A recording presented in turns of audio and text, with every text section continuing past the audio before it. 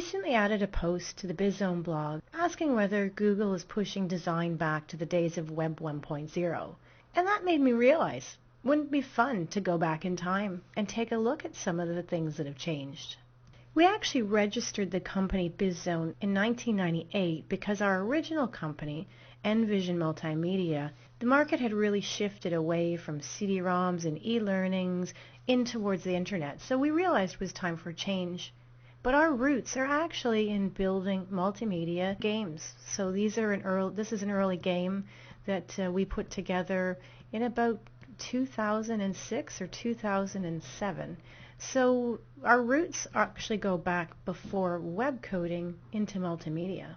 So when we began working on websites, we were actually a few steps ahead because we were taking a more complicated process and simplifying it down into things like this small ashtray website. One of the first websites that we would have built, but it was a big deal at the time getting the appearance of having a drop shadow on a transparent, crackly paper background. Here's another one of our very earliest sites. They shipped 50-pound bags of dog food, and in order to accomplish a look that was graphical and vibrant, at the time we actually used a huge graphic, and so then we had to create image maps in order to make things like the menu work.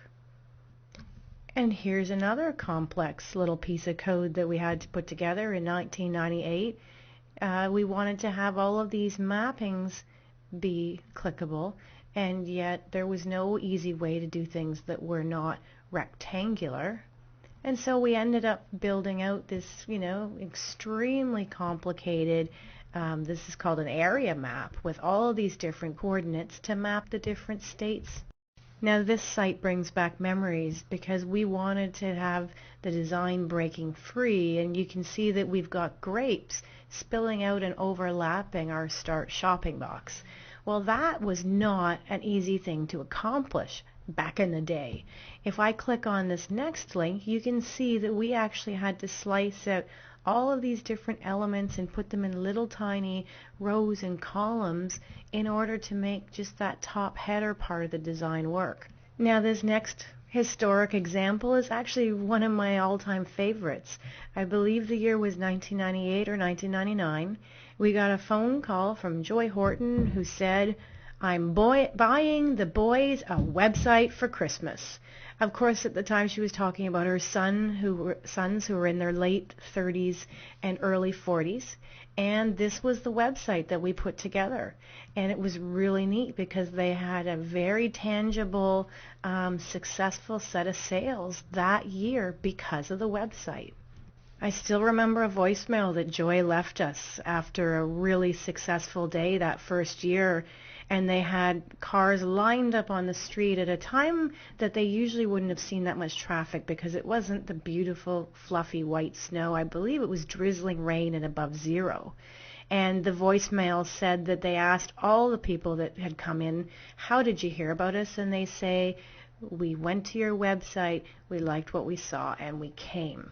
But what's really fun about this story is that this is now 14, 15 years later, and this is actually still the Horton Tree Farms website. So they've extended, here's our Christmas 2012 hours. They've got their different farms that you can see right on the home page where things are. But this website, it still works for them. Could it be redone? Of course. But does it need to be redone? No. If anything now with Google's freshness and recency algorithm updates, there might be some justification to add some ongoing content. But here's a site built over 14 years ago that's still in use today. But of course, reality today is really different. And so if we were to take a look at one of our more recent designs, here's the Strawberry Festival website that we had a lot of fun doing for the local town and nonprofit event that puts on a huge festival. And you can see that we've got all kinds of dynamic colors. Yes, we've got these moving blocks of text which get changed and updated as the event approaches. Actually, in the new year, quite soon this will be changing. Instead of saying "see you next year" to a large countdown to get people excited. And then we get things like, full schedules for what's happening. So this is a much more modern approach to the design, and of course we've got our social media integration.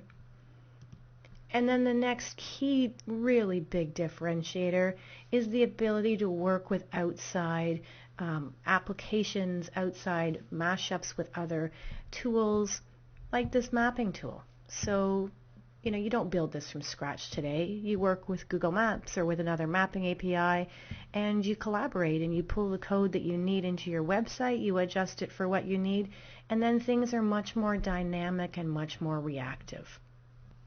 So the web has come a really long way. But one thing that has not changed is that people don't want to build websites that don't get traffic. And so that gets me back to that original question I had.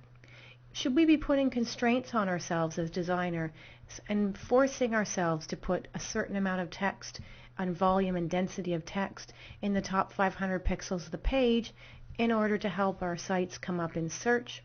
Or should we be building the best websites that make a phenomenal emotional impact on the people that use them, websites that people love and that they do find easy to use? And that's a question that I think is still outstanding. We recently saw an association have its website redesigned. They dropped in search so that they were barely on the first page when they searched for their name. Meanwhile, a chapter of that association came up towards the top of that same list, and they were having difficulties in having conflicting appointments because people were contacting the wrong organization. Why did that happen? I believe one of the most important factors is the large graphical treatment at the top of the new design, which unfortunately I can't show you for confidentiality reasons. So we have questions that we need to ask, and we need to remember that the one constant online is change.